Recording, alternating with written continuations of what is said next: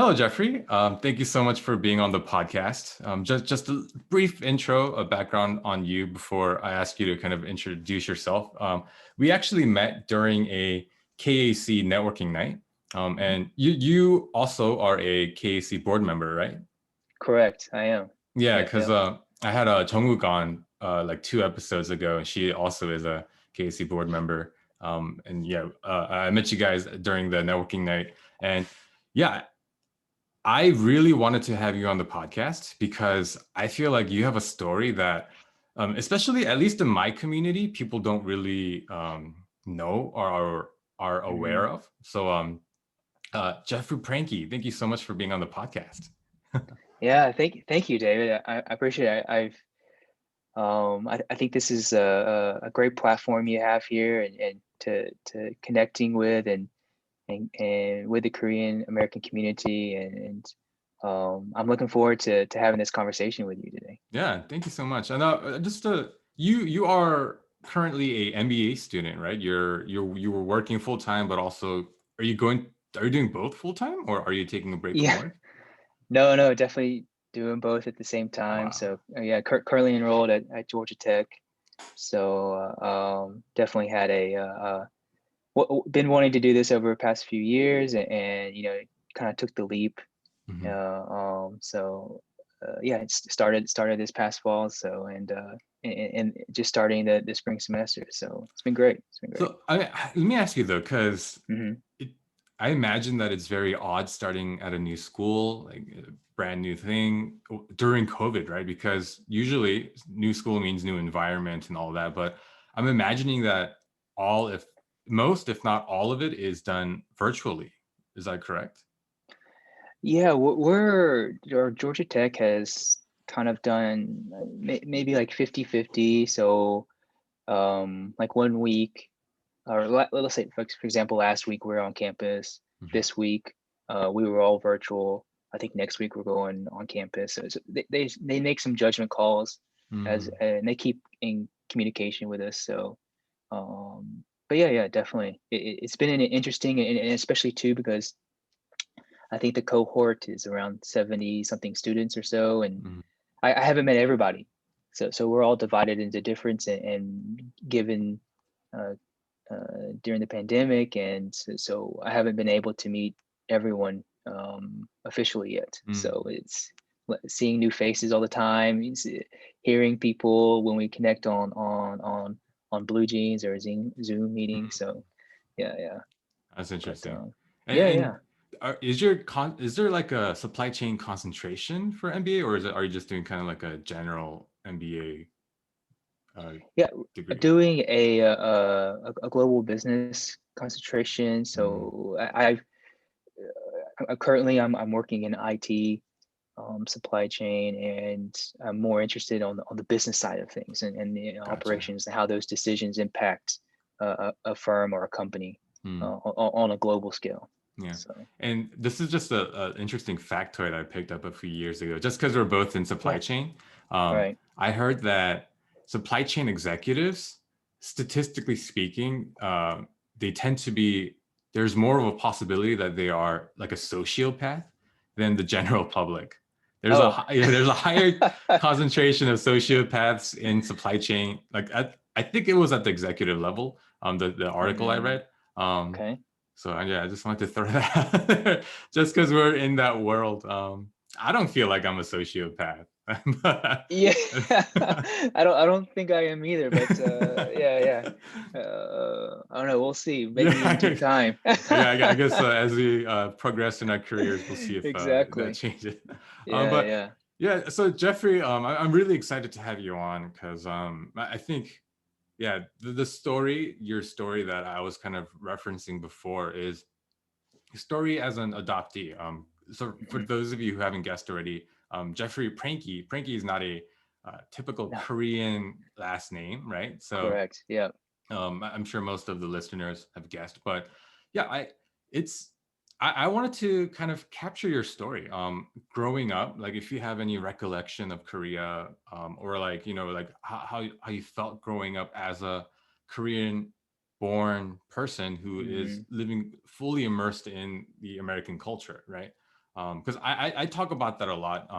As a Korean immigrant, like child of an immigrant, like I Mm-hmm. have to like juggle like multiple cultures, but I'm sure you had a completely different challenge, right? Because you're fully immersed in one culture, but you also have this kind of identity thing of, wait, but I don't really look like the people around me. So yeah, I just, yeah, I don't really know many people who are adopted into Mm-hmm. Caucasian families. So yeah, I wanted to kind of see, yeah, if you can capture your story, like starting all the way from the beginning, like as far back as you can remember. Yeah, yeah, definitely. Yeah, and yeah, of course, Pranke is not a very Korean family name, but Mhm. my father, grandfather, it's like Austrian and German type thing. So, Mm. but anyways, yeah, I grew up in Alabama, and I guess a relatively small town. It's called Pelham. It's just south of Birmingham, and yeah, it was growing up there. It was a very middle class suburban, white neighborhood. And then also too, before I get into more detail, my story. There are a spectrum of adoptees, Mm. and they all have different experiences and how they process being an adoptee, growing up in a white family, especially as you grow older, right? Mm. So, my story, I wouldn't treat it as like a broad generalization of adoptees, right? Right. So, Yeah. so I think every story is very unique and imbues different characteristics and qualities about being adopted. So, uh, but this is definitely my story and how I became um, more became or realized the Korean and trying to be more immersed in Korean culture Mm. and things of that nature. So, but anyways, but yeah, so I grew up in Pelham, a small town, uh, uh, uh, the only child to white parents, and I had really great friends growing up, and I felt normal. I never really thought that I was truly that different. Mm. I think there was an inflection point probably in fifth grade, sixth grade, something like so maybe like a 12, 11, 12, something like that. Where because kids naturally are naturally would tease you right when Yeah. you're younger and will say whatever off the cuff, right? Mm. So it's when I truly started realizing, man, I really do look so different, and people are perceiving me as different before I even say a word, Mm. right? So and especially in a school where it's predominantly a white school, and not very many Asians or any at all, right? So, but Wait, so were you like actually like the only Asian at your school? um, I'm trying to remember. There might have been a couple more, Mm. maybe. Mm. I think there were maybe like two or three more, but nothing significant, Right. you know. Right. Um, but yeah, so but definitely there was an inflection point there where like I really didn't like the way I looked because I didn't look like Mm. everybody else. I definitely remember having that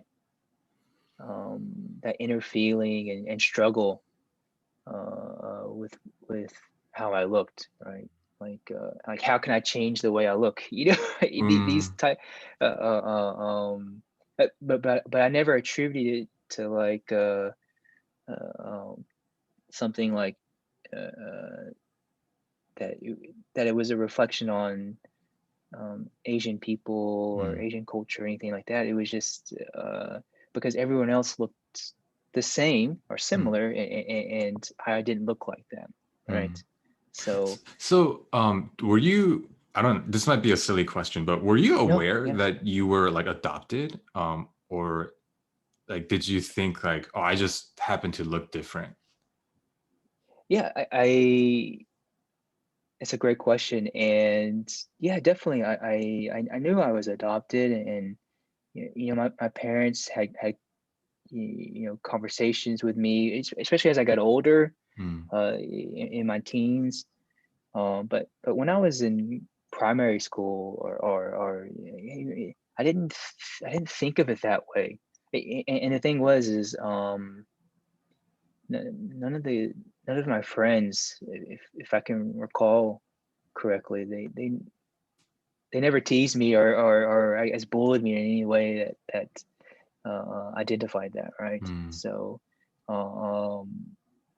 But it was always just, let's have fun, ride our bikes, play PlayStations, this normal kid stuff, right? Yeah. So, but it wasn't until probably middle school or high school where it became different, I guess, right? Mm. So starting to recognize that, and I never had an outlet of other Asians to discuss these types of things with, right? I see. So it was always with myself, right? Mm. Um, like saying things like, "Man, I wish I could change the way I look, or not look Asian, or I don't know, these types of things, right?" Right. So So then, do you have any recollection of like when you were in Korea, or is like your earliest memory just with your parents?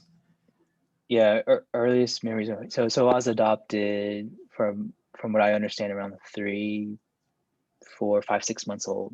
So Oh, wow. super, yeah. Yeah. So uh, um like I said, there's a lot of people that were adopted much later, as well. So that's why, at least for me, the only thing I do know is uh, American culture and things like that. So, Mm. I see. Wow. but Okay. Mhm. yeah. But anyways,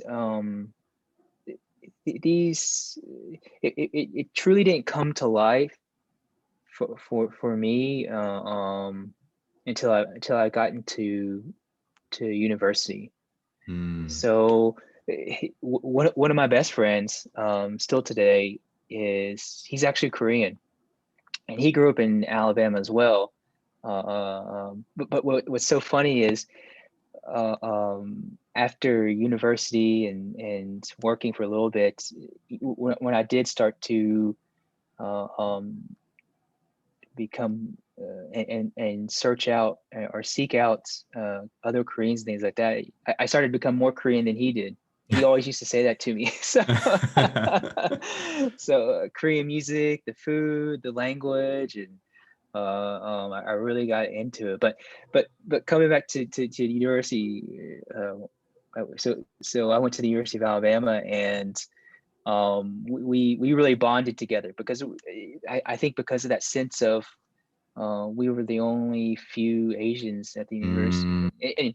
and for those at University of Alabama is very predominantly white school, and not a whole lot of diversity, I would say.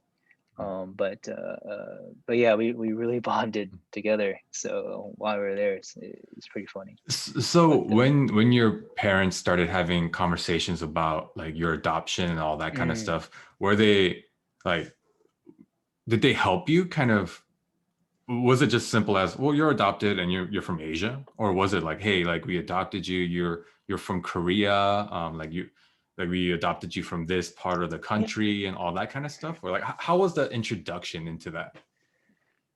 Oh, um, I don't recall the specific moments, because I think it was a couple of times my mom, Hmm. uh, um, broached the subject to me, and it was at that time, and I think just being young and immature, it was something that I never um, wanted to explore further in Mm. terms of my adoption, right? Mm. My mom always opened up the opportunity. I think when I was in high school, uh, I do remember a conversation with her about, she said, uh, um, if you wanted to, I remember this. She was asking me, if I wanted to, we'd be more than happy to um, pay for a flight back to Korea if he wanted to, right? Oh, So, wow.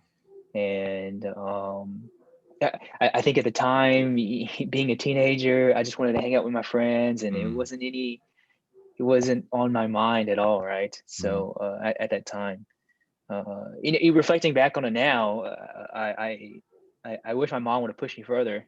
mm, I wish she would have taken me I would have taken the opportunity. right. But there was a couple times like that, and she showed me some papers that she had from the adoption agency, and some pictures when I was a baby, coming off the airplane, and Oh, wow. things like that. But that was really all she saw, in the documentation that she had from that perspective. So, Mm, but as for me though, it really wasn't at top of mind, or really a priority, that I gotcha. thought. But granted, though, I still had all this internal struggle and challenges of like, I don't look like everybody, right? I don't have a sense of belonging, and Mm, but anyways, that's it was just juxtaposition. There's this gray zone of where I didn't know how to qualify it, but it was, I feel American, and I'm growing up with these American customs. Yet, if I meet new people, or even in adults, and um, they would think I'm different just because of how I look, right? right. Yeah. So and I didn't know. I always, that always frustrated me, you Mm, know, yeah. like and I'm sure maybe similar with other Korean Americans, that it's just like even simple things uh, uh, like when adults, even adults, and I've seen it throughout my life, and I'm sure you have like people, Americans are like, oh wow, like you speak really good English or something like that. You know what I mean? I don't Yeah. know. It's like uh, um, this type of treatment to Asians, right? So Right. Korean Americans, so Asian Americans, I should say. Yeah. But Because for so many of us, it's like, well, I better be good at it. It's the only yeah, language I know how to speak. exactly. Yeah. Yeah, exactly, Mm, exactly. So, wow. but yeah. So just to kind of get the timeline straight, so like you just grew up, not really feeling all that different, Hmm. feeling normal until like middle school, beginning of end of elementary, beginning of middle school, you start Correct. facing these kind of like teasing and things like that. So you start developing Yeah, this like internal conflict of, well, why do I look correct. different? I want to look like everybody else. And Yep. you don't really have an outlet until college where you meet this friend who Hmm. is a Korean American. Hmm. So like, how did that feel for you? Like going through all these years of like, man, like there's so much conflict in me, but then finally like Yeah, being able to kind of release that with someone that yeah, looks like you. yeah. It was comforting, and at the time, I didn't realize it because we were going through the progression of so much schoolwork and balancing that, and work as well. So, but I don't think we ever had a chance to even talk about it when we were in school, Hmm. because we were doing all these programming classes, and there was so much work that we were going on, and but yet, like, we always found comfort and solidarity with each other, Hmm. if that makes sense. Yeah. As we were going through classes together, or eating lunch, or uh, even dating life, things like that. Just normal everyday things, But we never really broached the subject together. But it was just this understood thing in the air, Hmm. with each other. So that was the nice thing about it. So Wow. yeah. So did he introduce you to like Korean food, Korean music, all those kind of things? No, actually not. It's funny. His his story too, a little bit, not to get too tangential, but Mhm. I believe his parents, this is what he told me, years after, but his parents never really introduced him or kept up Korean culture with him, wanted Hmm. him to be more American. Uh, um, so, which I'm sure a lot of Korean Americans face as well, right? Yeah. So because he doesn't speak hardly any Korean, and I think I speak more than he does now. And Uh, I'm introducing him to more Korean cultural things, so it's kind of funny. oh, so So so then how did you get into those things? Was it just like you were searching it online, or like how yeah, did? so for me, so come back to your earlier point, kind of on timeline. So coming out of university, Um, I got offered to a job at Coca-Cola, and I've been working there ever since. And one of the great things about working there is it's a multinational, and so I've had a huge opportunity to travel to loads of countries Mm, all around the world and get to see and experience those cultures. And I think about 2015, 2016 or so. I got to go to Singapore mm. and Korea for a business trip. Wow.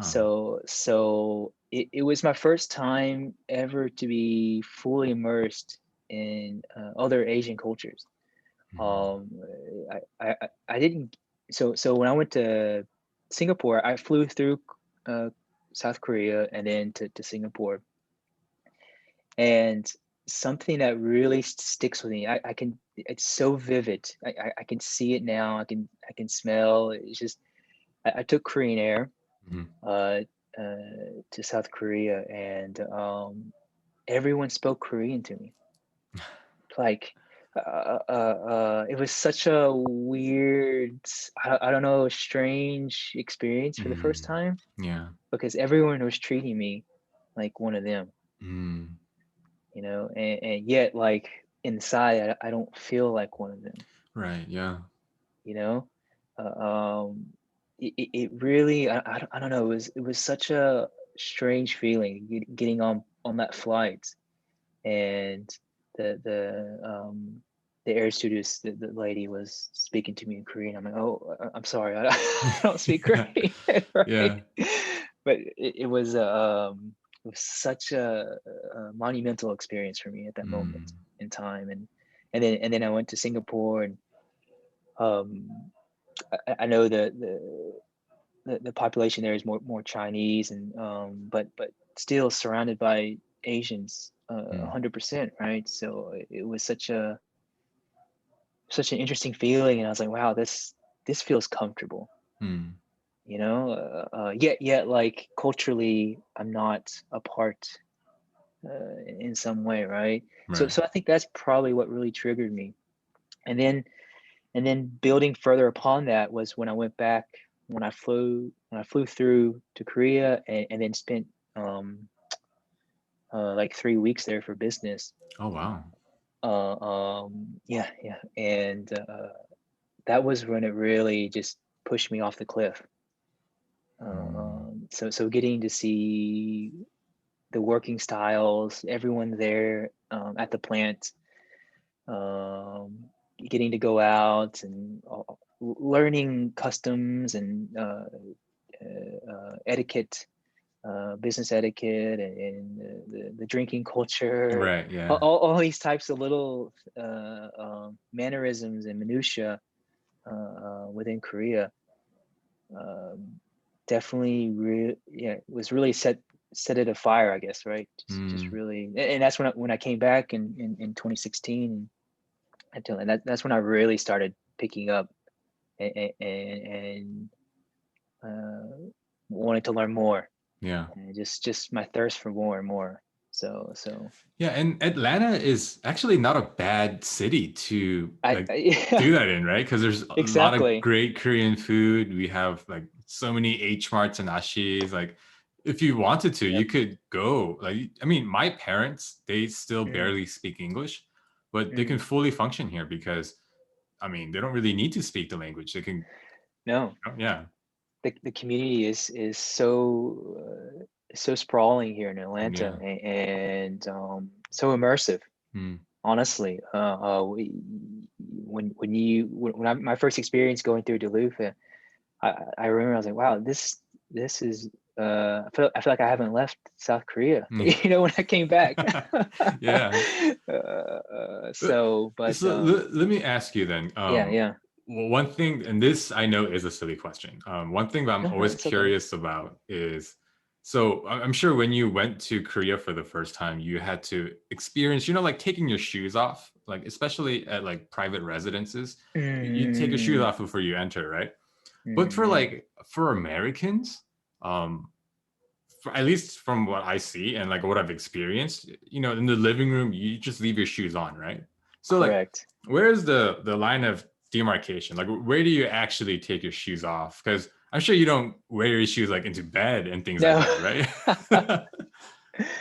No, I think for American culture, it's uh yeah. So you do walk in the house with your shoes, but I guess for me is when you probably sit down or get comfortable, or you just take the shoes off right there in front of the sofa, or like for me, like I guess just run up to the room, and also too, it depends on if they're clean or not, right? Right, right. I see. So then you would, but if they were like muddy or had anything, you would leave them at the door.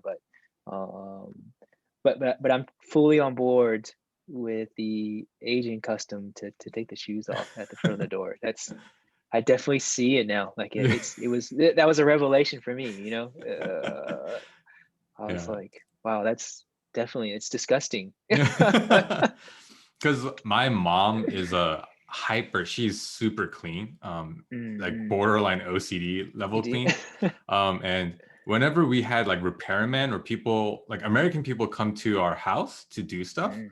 like she had the hardest time like letting them like come in with their shoes on. I can imagine. Because like, and so understandably there are people who feel uncomfortable taking their shoes off as well, so like Mm. she actually devised a plan where whenever they came, she would either lay out like newspaper, like give them like a trail to like Oh to wow. go to, or like she would have like plastic bags ready for them to like cover it up. And Right. every single one of them are like super like gracious about it, so they always like Mm. obliged, right? But I always thought it was funny because that is one of the things like we had to like struggle with in terms of um, reconciling the two cultures. And so I Yeah, was just curious to hear your take on how that came to a head for you, because yeah, you grew up with the shoes on, but then like yeah. yeah.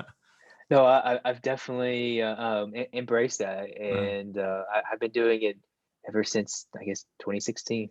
oh So really? yeah, Wow. yeah. So I'm trying to remember though, but I guess it was at the plant, because at the plant you do have to change shoes as well. Uh, Oh, interesting. yeah. So when you walk in to the plant, they have like these places to put your shoes, and then you switch to like these little slippers to walk Mm, through and everything. So I was like, I thought about it I remember thinking, I was like, oh, this is interesting. mm. And then I was like, oh, but it makes sense. It Yeah. makes sense, right? You're Yeah. so, but fully embraced it. Yeah, I definitely will carry it with me moving forward. So Wow. Wow. for So, sure, for sure. where But would you say you are now in terms of your comfortability with the Korean culture? Like, are you still in like discovery mode, or do you feel comfortable with the balance you've struck? Or yeah. mm, mm, I believe still in discovery. I think that Mm, journey is it's it's still, and here's let me come back to that in a minute, yeah. and we'll expand on it a bit more because I think it's helpful with an example. Mm-hmm. But so when I did come back from Korea, and my first time in Korea, learning the culture and trying to sign up for language programs and YouTube and Google searches of Korean mannerisms and things like that. There was that was when I found out about the Korean adoptee community. Mm. So by way of that, there was a friend of mine, and I don't know if she'll ever listen to this or not, but she was the one that really pushed me off the proverbial cliff here to start the search for my birth family. So I'll never forget it, because she was very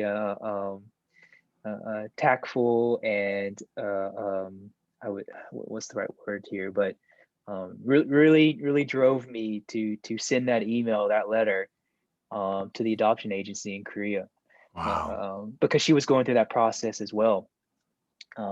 So because still at that time, I didn't have strong convictions to go search for my birth family. Mm. And but it wasn't until I met her, and then she was like, Jeff, you have to do it. Like, she was like shaking me, Mm. like, this is something that you need to do, right? Mm. So, and and so I did. I really remember it. I sent the email to the adoption agency in October of 2016, and I heard something back literally like a month later, back Wow. in November, so 2016. And so they sent me all this information about me, and more specifically, a letter that my sisters wrote me, and pictures and everything. So Wow. so crazy enough, they've been trying to search for me since 2011. Wow. So here I am, 5 years later, trying to search for them. Mm. But by because of the Korean government and privacy laws, I think in Mm. Korea, they could not release to um, my Korean sisters any information about me. Mm. So it had all to be brokered by the agency, Right. right? So when I contacted them, that's when they sent me the information. And So so it has to be like a yeah, mutual, they have to yes, want contact, you have to want contact, and only then will they connect you. Is that how that works? exactly. That's what I Oh. think. So that's my understanding. Yep. Mm. Yeah. I don't know about for every agency, Mm. but at least the one that I was through did. So Wow. um so that was like a huge was a momentous moment. And because then I realized I had three sisters, and they're all much older than me. They have almost grown kids, and then I would find out that I have a brother as well, a much older brother, Mm. uh, um, and that my mother and father at the time were alive, right? Wow. So, and I'll come back to that in a minute, but Mm. so literally that following year in 2017, I flew to Korea. It was the summertime, because it was unbelievably hot. It was unbelievably hot. Yep. I'll never forget it, right? It was so hot. It was so hot. But yeah, spent about 3 weeks or 3.5 weeks there in Korea, and getting to meet my birth family for the Wow. first time. So yeah, it was, yeah, quite a moment. Quite a moment. So So kind of walk us through how you yeah. were feeling leading up to that. Like you made contact with your sisters and you Hmm. decide to go to Korea to meet them. Like, how are you feeling? Are you like anxious, like, or excited? Um yeah, I mean, both. I guess it was. I, I guess for me too, it wasn't such. How do I explain this? But At the time, so when I did find out about them back in November, it was like, how do I process this? I have 3 sisters and a whole nother family over Mm. there, and what do I do? I guess my first thought, well, I have to go meet them, right? Yeah. And see, and but I think leading up to that, in July, it was like, yeah, it was a bit anxious and excitement and um, maybe a little bit of like um, fear because I wasn't sure because I've heard so many stories, Mm.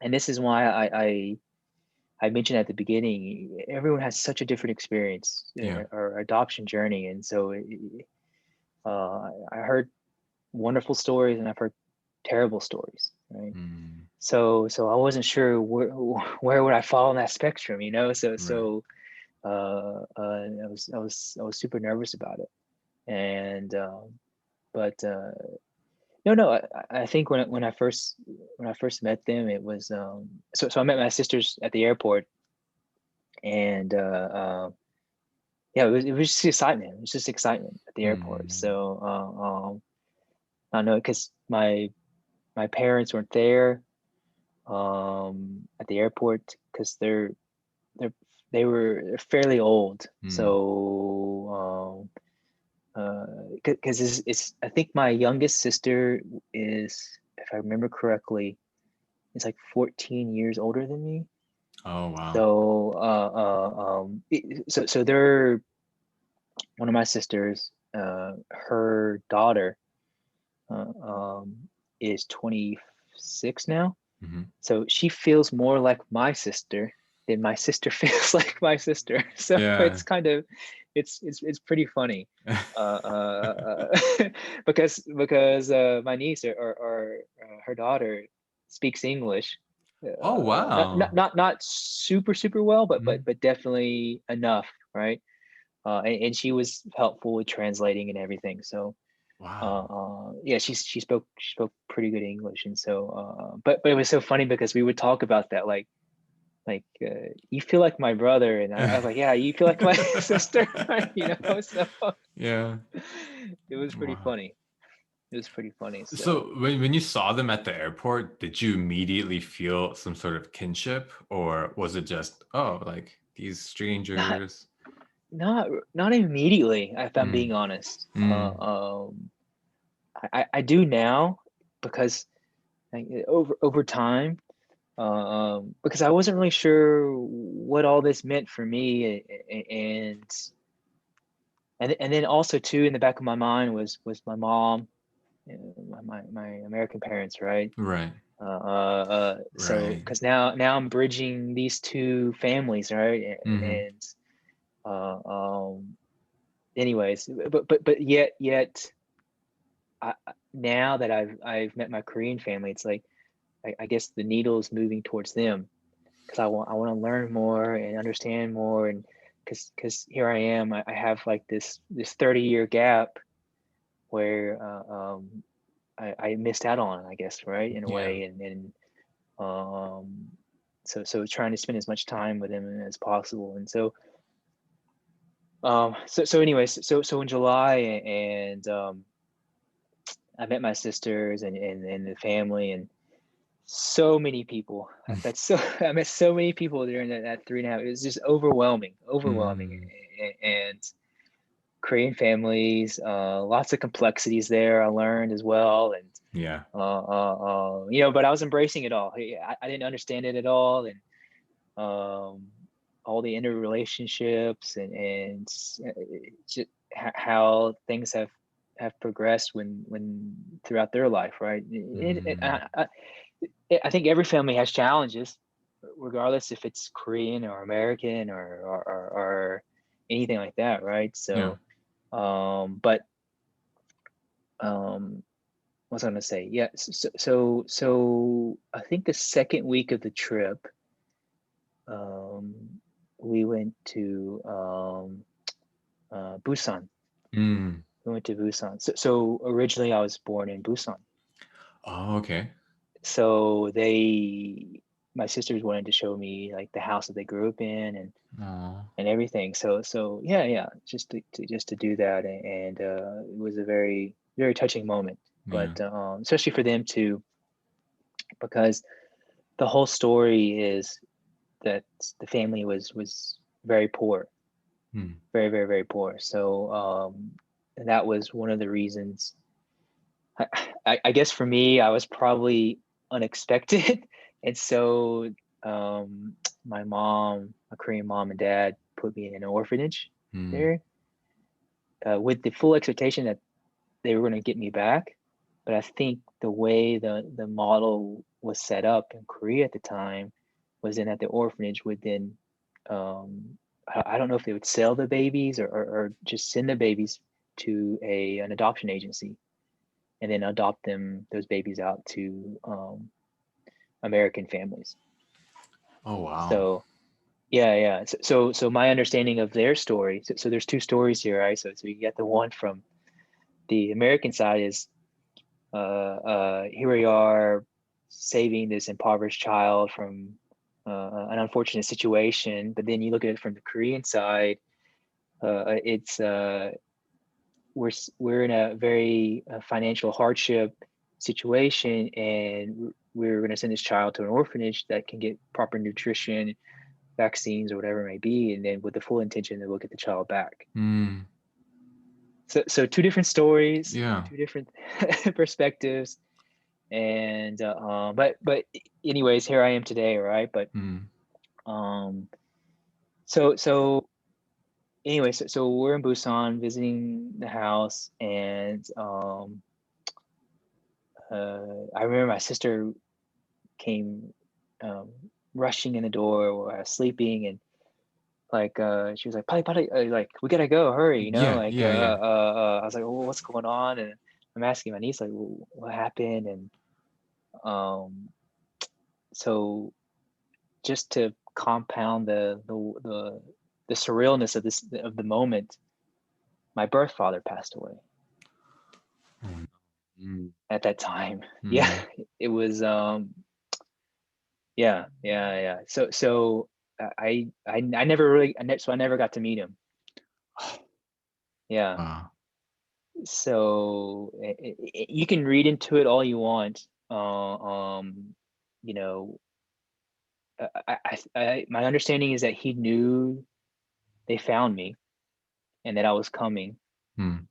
and so I don't know what that meant for him, and uh, but yeah, that was the yeah. Well, so your birth parents, they were in Busan, is that right? They were in Seoul Okay, I see. at the time, and my sisters wanted me to they because they are um, they were doing they were like in a kind of like assisted living type of Mm-hmm. thing in Mm-hmm. Korea, and my sister said we'll visit them the second week. I think something with my mother had to go do some checkups or something, and it just wasn't Mm, a great time to go visit her. yeah. So when we came back from Busan, they said, okay, well, then we'll meet mom and dad, right? Mm, So I said, mm-hmm. okay, that's fine, right? I I wasn't I didn't really fully understand the whole situation, like why we didn't go immediately to meet them, but anyways, Yeah. it's over. But yeah, so we had to fly back to Seoul immediately and start going through the funeral process. Wow. So so I got to experience a full spectrum of Korean culture. Mm, Uh, and that was an interesting experience too, the whole funeral procession yeah. in Korea. Mm, But yeah, I never did get to meet him, so wow. never did. So then how was it like meeting your biological mother though? Because you got to, I'm assuming you got to meet her though, right? I did. Um, it's it's at the time I wasn't sure how to process. My first thought was she felt like my grandmother Hmm. more than my mother, because my frame of reference is my American mom, Right. who is much younger Yeah. than my birth mom. So because my birth mom I think is 80 something. Oh So wow. Yeah. yeah, yeah, right. Hmm. So it feels like a grandmother to me. Hmm. Even though I know she's my mom. So and she cried a lot that day. Oh, no, you had me coupled with the loss of her husband, and Yeah. it was a tough week. It was a tough week. Uh, um, but anyways, that's met the family for the first time, and then I really met everybody, because then everyone, all the extended family, came for the funeral and everything. Right. So it was just an overwash of meeting people and emotions, and then also too, I think Korean culture, um, they tend to keep secrets a lot. Yeah. Hmm. So I think for a lot of the family, it was, who is this guy? Oh, they had no Right? idea. They had no idea, right? So, Wow. yeah. So that was kind of awkward, and I don't know. I couldn't really get a feel. I could read body language, Hmm. but definitely some interesting interactions there Hmm. between my sisters and extended family and my mom, and yeah. Wow. So yeah, Yeah, yeah. but yeah, go ahead. No, I was gonna say, I think that's pretty common in Korean families, and this is my theory. I don't know for a Sure. fact, but my theory is, like, Korean culture is a heavily like shame. There's like a lot of like shame basedness in the Mm, like mm, woven mm, into the culture, right? So, mm, I'm sure some of it had to do with trying to avert the shame of having adopted their child or something, but also I think with the Korean War and everything, there's this culture of suppressing pain. Like, let's not think about mm. it. Let's suppress it so that we can get over it, move forward. And that's kind of the sense I get from my own family, like my relatives in Korea and things like that. So I wonder if those are kind of the components that, um, yeah, resulted in your family not really sharing the fact that they had lost you. Yeah, definitely. I'm sure it played a role Hmm. in that.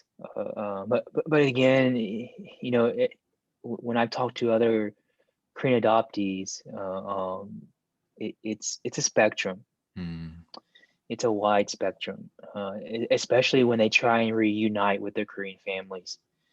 Sometimes, in most situations, um, some of the siblings are willing to meet with the adoptee, or the mom is not willing to, or the father is, but it's just so Hmm. many different situations in that. So, uh, but anyways, but yeah, yeah, I'm just not sure, because one of the other things as well is, like, especially with my older brother, there's there's something there I don't fully understand, Hmm. um, and uh, my niece, who speaks English, right, and Hmm. who I feel like is my sister. Yeah. She has tried to ask the questions, but the family won't give it to her to Hmm. tell me, right? So, um, Interesting. yeah, yeah. So, but yeah, that was like 3.5 weeks of just a roller coaster of emotions. Wow. So, So, do you still keep in contact with them? 100%. Oh A wow, that's hundred awesome. percent. Yeah. So yeah. So after that time, 2017. Every year, of course, except for last year and probably this year because of my school. But Mhm. yeah, I've been to Korea ever since. Wow. And I think 2018 or 20, I can't remember. I went twice. So I try to go back as at least once a year, Mm. and just to try and just be present. Yeah. I think that's the thing that I want to do, because I don't want them to feel pressured that they should do something with me Mm. or whatever. But it's that, hey, I'm here, and if you want to spend time with me, or if you want to go do something, or if you just want to have coffee, that's fine. Like Mm. I don't want them to feel, but definitely want to be present and open and inviting and welcoming that, hey, I'm here and want to be a part of this Wow. somehow. So and I think really my middle sister with the daughter, definitely the closest for sure. Mm. And because we uh, um, uh, my niece and we talk all the time, Mm. through Instagram. We Zoom each other, and because she's studying to be a Yeah. nurse, and so we're going through the same, I guess, hardships of studying, and so Being a student and all that. yeah, Yeah. being a student, yeah. So it's pretty funny. So, Yeah. and because she'll be up at like 3 or 4 a.m. and it's the afternoon here, and she's like, "Oh my God, I have so much to do," and like, Aw. so it's pretty Uh, fun. that's great.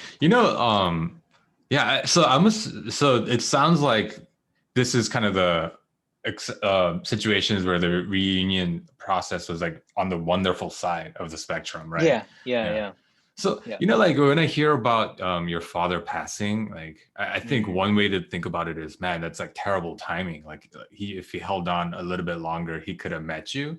But I think the other flip side of it is, I'm sure there are people who have lost their children and searched mm, their entire lives and never even knew like where they ended up, So I'm sure there was some like comfort in knowing that, oh man, like my son is with my daughters right now.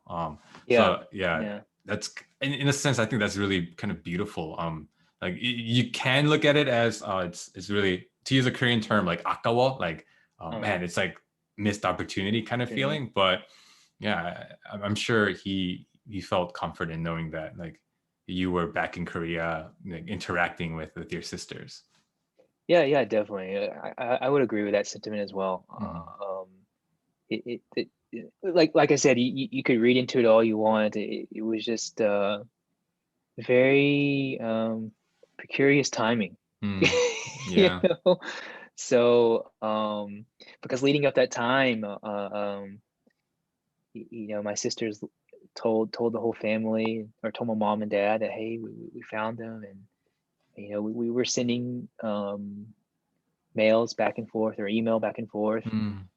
leading up to it. So sharing pictures and all these things too, and I even put together, because one of another Korean adoptee of mine, she recommended it to me, which I thought was a wonderful idea. But I put together like a scrapbook of Uh-huh. photos Yeah. to show my timeline of Mm. how I grew up and the things I did.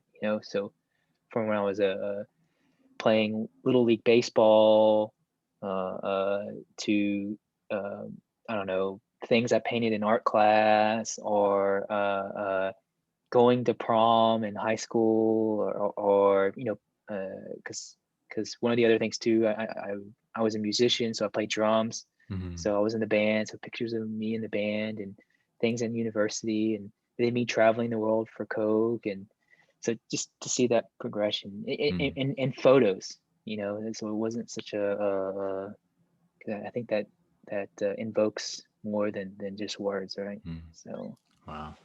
So yeah. let me ask you a question, and this might be Hmm. a little personal, so feel free to Sure. say you don't want to answer if you don't want to answer. But Yeah. um, did you ever get to a point of like asking yourself, or maybe even thinking to yourself, man, I Mm. wish I was never adopted. Like I wish I stayed with this family forever. Or do you, like looking back on your life, do you have a sense of, well, it worked out great. Like where do you kind of land on that spectrum there?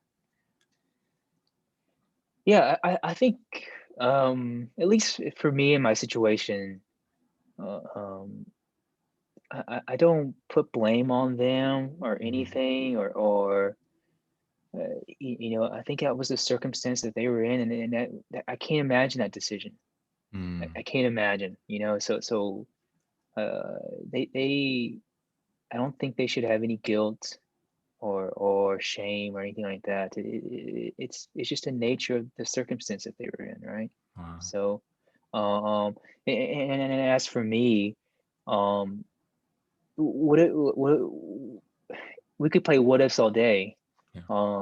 but here this is the life I'm in now, and I'm trying to make the best of it moving forward, right? So, uh, um, visiting them all the time, Yeah. talking to my niece all the time, and speaking broken Korean with my sisters, so Yeah. which they love, right? Yeah. So, but yeah, yeah, it's not. I don't think of it as regret, or wish they wouldn't have done that, or definitely other adoptees may have those kinds of questions and thoughts, and kind of, I guess, resentment or anger, but at least for me, no, it's I don't qualify it that way. I think of it like, okay, well, here I am. I gotta bridge these two paradigms, and Mm. make the best of it, right? Wow. So, Wow. and really try and uh, um uh, feel like I'm a part of their lives, Yeah. right? So, with either through communication, or traveling there every year. So, granted, I'm in a position where I don't have a family, or anything like that at the moment. So I can definitely afford that, and make those commitments to them, and because definitely I want to feel as much as part of their lives as I do with my parents here, right, in Yeah. America, or our friends or whatever, right? So, Yeah. but yeah, yeah. So Yeah. that's how I would Man, do that. that perspective and your kind of mentality toward that, your attitude toward that, I think is really inspiring because you're not interested in like looking back. You're more interested in, No, okay, no. given the situation, how can we move forward? It's so Yeah, awesome. exactly, Yeah. exactly. Because you could get really bogged down in that, Mm, and lots of negative thoughts come in your mind, and if you think that way. So it's let's make the best of it. yeah. And here's a great example, right?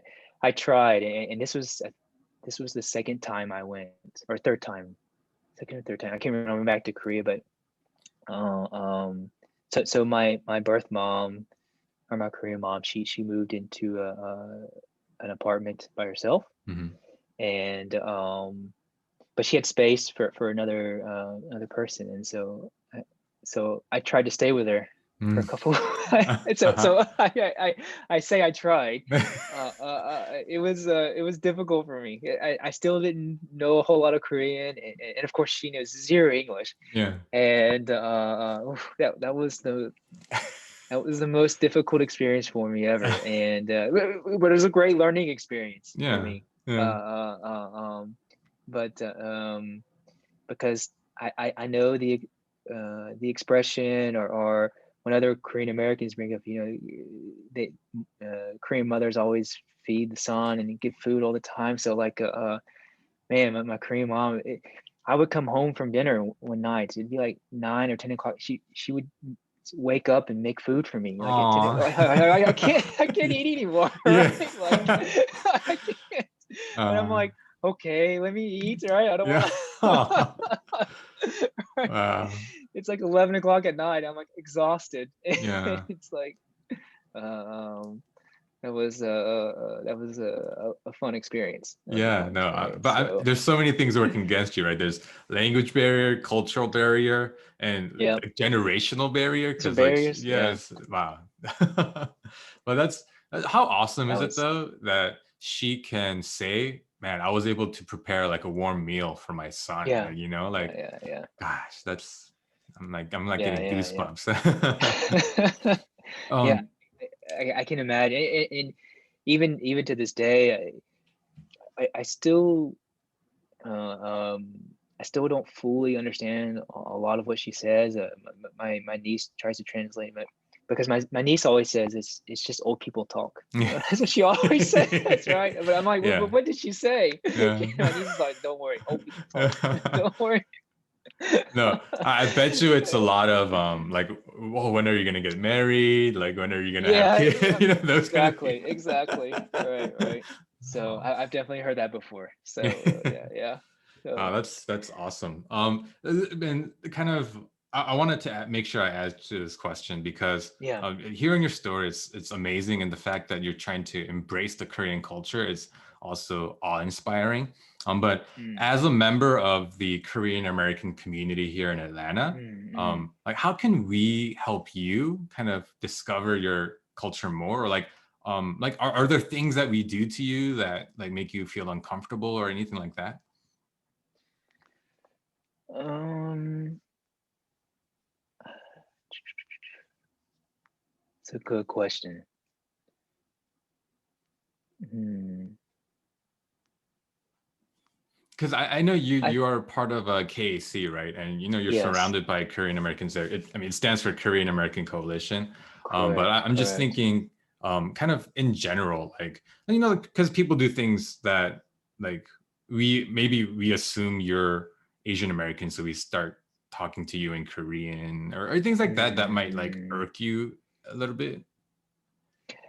That doesn't irk me. I I think from my perspective, I'm more nervous about meeting Korean Americans than I guess Mm, maybe you are about meeting me, because I now understand the context and some of the mannerisms and things like that. So it makes me super nervous to meet other Korean Americans. mm, I want to meet more. I would love to, but definitely there is this anxiety, I guess, with me, and it's maybe my own personality and character, but it does make me. I tend more lean more towards the, I guess, the shy and reserved when I'm around other Koreans because but because of those kind of general assumptions about Korean Americans and things like that, speaking Korean, the mannerisms, things like that.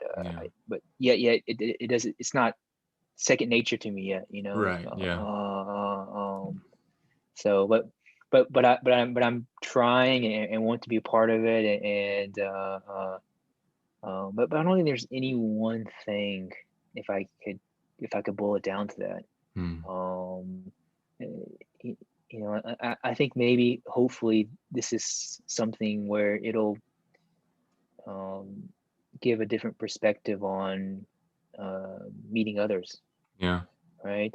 So it's not so much uh, an assumption of, oh, he's Asian American, so he had the same exact experience as me, right? So let me, Right. it was uh, maybe that's all, but that's in a similar vein or perspective of another American, meeting me, right? Mm.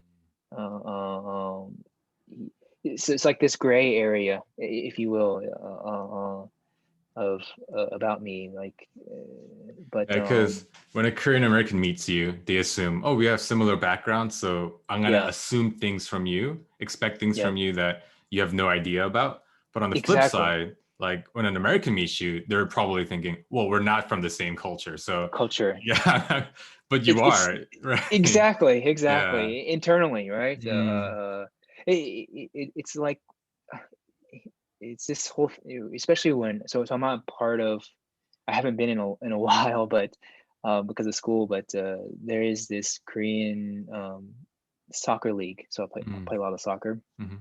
and um, one of the guys there, we met and he invited me to it, and and everyone is very Korean. So some of the older men, I'll just use they're very Korean, and so I get kind of nervous around them because I oh man, like did I disrespect him in that, or did I like Yeah. it makes me nervous, right? So sometimes I intentionally show up kind of late because there's this kind of so that way I don't offend anyone in any Mm. way, right? So You're trying but to limit the interactions off the field. field exactly I see. exactly right, because it makes me nervous, right? Mm, Internally because but I think now they know, but definitely early on I was like super nervous, and I would show up late like when I would go there, mm, just to avoid those situations, because I really honestly would feel bad, like man, I hope I didn't just offend him in any way, like yeah. so it made me Well, nervous, but then I want to say this to the Korean American listeners out there. I think that's something that we can be better at. For people who didn't grow up in the Korean culture, mhm, I think sometimes we expect things out of them just based on the way that we grew up. But mhm, we don't all have the same background like that. Geoffrey, especially as an adoptee, he didn't grow up with Korean American or Korean parents. mhm, So a mhm. lot of the things that were drilled into us and is now second nature to us is completely Correct. foreign to you, right? Like Yep. it's things that you're just now learning about. Yep. So yeah, I think we can definitely do a better job of welcoming in people like you who are interested in the Korean culture, so that you don't have to feel like this like anxiety and nervousness. Yeah, Yeah. yeah, yeah. There's like a tornado of emotions on the inside, but maybe Mm, on the outside I look like I look okay, but it's just like, oh man, yeah. I have all these questions running through my mind, and like, did I do this wrong, or is this Mm. right, or so? But Yeah. yeah, yeah. So Well, uh, thank you so um. much for sharing your story with us, Geoffrey. We're just at the hour mark. Oh, okay, But I okay. wanted to ask you though before, was there any part of your story that you kind of wanted to expand on or talk about that we didn't get to today? Um. y- Yeah. I could have kept going with just the latter years of especially when meeting with my sisters and Mm, my Korean family, and then also to my American parents. mm. My mom's been super receptive to it, and Oh she yeah. she would love to go to Korea one Aw, day, right? yeah. So but yeah, there's a lot there to unpack, I guess. Oh, If he wanted to. let me ask you one last question Sure. then, because I think Okay. I kind of know the answer based on what you say about your American mom. But did you have any sort of like nervousness about approaching, like letting your parents know that, hey, I got connected with my birth family. I'm gonna go meet them. Like, did you feel bad or like any sort of way about like letting them know that you're gonna go meet your birth family? Mhm. No, no, honestly, I really didn't. Mm. I think my relationship with my parents was so good that I wasn't afraid to approach it or anything. And especially too, when I reflected back on those moments in high school when my mom would ask me if I wanted to go back to Korea, and shame on me for not taking the opportunity, but so I knew she was already receptive and warming to the news, right? So Wow. and she tries to, whenever I do go, she sends like a little present to them, and Aw, so I take to them. So uh, damn, um, yeah, that's yeah, that's yeah. awesome. So yeah, yeah, definitely. Wow. I've it's been a journey. Mm. I am excited about where it's going, and learning, and one of the things I ultimately would love to do is to spend like a year in Korea with them, and um I think that would be such an incredible opportunity, especially too when I think about it now that my Korean mom is she's getting older, and you know, I don't expect her to be around a whole lot longer, right? So want to Mm, try and still try and feel like she's around me and I'm around her, and try and uh, I guess kind of make up for lost time, I guess, in a way, right? yeah. So, but then also to spread that time across my siblings Right. and their kids, right? Mm, So, because it's just like this last time I went, my youngest sister, uh, I really start to feel like we're getting closer. mm-hmm, So we didn't really talk much for the first like 3 years or so. mm-hmm. But it wasn't until last year she really wanted to spend time with me. Aw. So and now she talks to me like almost every week, like in Korean, right? So Uh-huh. I'm having to translate some words, but yeah, she sends me these messages all the time, and Oh. so I can definitely feel like we've crossed an inflection point here, right? Mm. From a relationship perspective. So, Wow. but yeah, even so, like with my middle sister, who I'm mostly close with, uh, her husband is super warming, and we even so this last time it was so funny. And I don't know, like with especially me being adopted, but like Korean marriages, and the husband, I don't know like why, like the first 3 years we never really talked, but Mm. now it's like maybe something similar with my younger sister, but like we bonded over table tennis. Oh. Yeah, yeah. So I don't know how, I don't remember how the conversation went, but he found out that I could play table tennis, and so that was it. The whole week we played table tennis together after Aw. work. Yeah, yeah, yeah. So Wow. it That's was pretty fun. It was pretty fun. So you mm. got to meet his whole group there, and of table tennis players, and got to play with them as well. And so it was fun. It was fun. So Wow. Well, yeah, yeah. Geoffrey, man, thank you so much for sharing this really heartwarming story with us. Mm, I know a lot of it was personal, so I'm really grateful that you felt like you could share it with us, because I learned a lot. I'm really inspired by, just like your attitude, your take on the whole situation. So yeah, guys, for those of you guys listening, if you have any feedback or if you want to reach out to us, feel free to email us at ihthtpodcast@gmail.com. That's I hope they hear this abbreviated podcast@gmail.com, or on Instagram at I hope they hear this, or catch the video on YouTube. And you can see Geoffrey's wonderful hair. I know I know during the KEC networking night, I we were always talking about that. it's a mess. I know it's a I mess. know. I actually think it looks really good. I was being Thanks. genuine. I need So to. Yeah, it's part of the pandemic, right? all right, guys. But I had a really Yeah. wonderful conversation, David. I thought it was great. Yeah. Hopefully, maybe if we wanted to, we could continue this sometime in the future. Yes, So the door is wide open for you, Geoffrey. yeah, yeah, Anytime you want to do a follow-on episode, I'm sure I would love that, and I'm sure the listeners will love that as well. yeah, definitely. No, thank you so much, David. Have a Yeah. wonderful day. Thank you, Geoffrey. All right.